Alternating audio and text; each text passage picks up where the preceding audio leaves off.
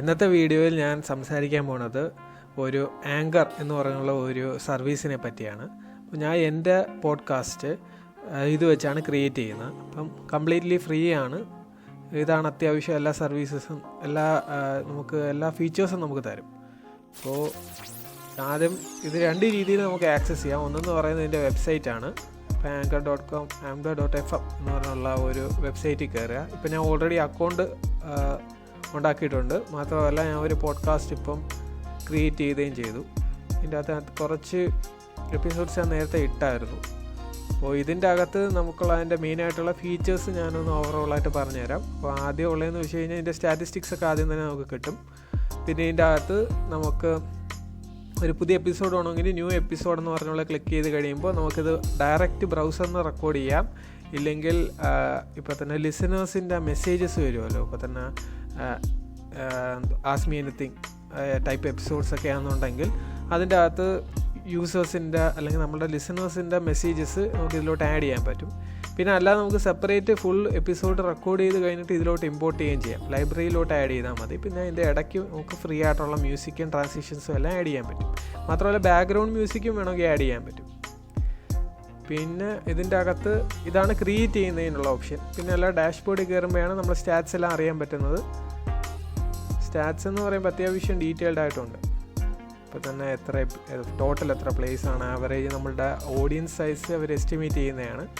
പിന്നെ ഏതൊക്കെ രാജ്യത്തു നിന്നുണ്ട്, ഏതൊക്കെ ഏരിയയിൽ നിന്നാണ് അല്ലെങ്കിൽ ഏതൊക്കെ പ്ലാറ്റ്ഫോമിൽ നിന്നാണ് കൂടുതൽ നമുക്ക് ലിസൺസ് കിട്ടിയിട്ടുള്ളത്, അങ്ങനെയുള്ള സ്പെസിഫിക്കേഷൻസ് എല്ലാം ആണ് പൊതുവേ.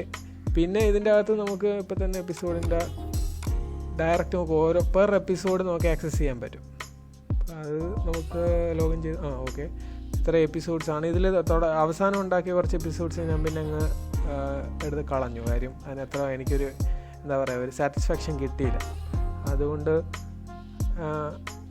പിന്നെ ഇത് കണക്ക് നമുക്ക് ഇതിനകത്ത് ഡയറക്റ്റ് ഓരോന്ന് ആക്സസ് ചെയ്യാൻ പറ്റും. ഓരോന്ന് ക്ലിക്ക് ചെയ്ത് കഴിഞ്ഞാൽ ഡയറക്റ്റ് നമുക്ക് ആക്സസ് ചെയ്യാൻ പറ്റും. അതിൻ്റെ സ്പെസിഫിക് ആയിട്ടുള്ള ഈ സ്റ്റാറ്റിസ്റ്റിക്സും ബാക്കിയെല്ലാം നമുക്ക് കിട്ടും. പിന്നെ പൊതുവേ ഇതിൻ്റെ അകത്ത് പറയാൻ ഇത്രയേ ഉള്ളൂ. സൈറ്റിൽ നമുക്ക് വെബ്സൈറ്റ് വഴി നമുക്ക് ഇത്രയും ചെയ്യാൻ പറ്റും.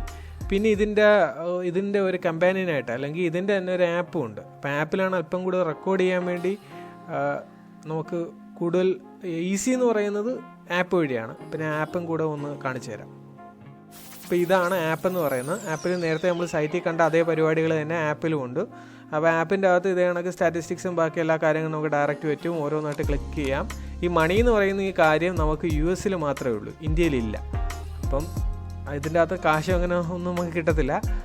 അപ്പം ചുമ്മാ ഒരു എക്സ്പെരിമെൻ്റ് ആയിട്ട് നമുക്ക് ചെയ്യാനേ ഉള്ളൂ. അല്ല ഈ ഒരു പ്ലാറ്റ്ഫോമിൽ നിന്ന് ഇപ്പോൾ എനിക്ക് കിട്ടത്തില്ലെന്നാണ് എൻ്റെ വിശ്വാസം. കേരളത്തിൽ നമ്മൾ ഈ ഇന്ത്യയിലൊന്നും അങ്ങനെ കിട്ടത്തില്ല.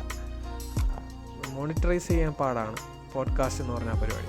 പിന്നെ ഈ സ്റ്റാറ്റിസ്റ്റിക്സും എല്ലാം മറ്റേ വെബ്സൈറ്റിലുള്ള കണക്ക് തന്നെ ഇതിൽ നമുക്ക് കാണിക്കും.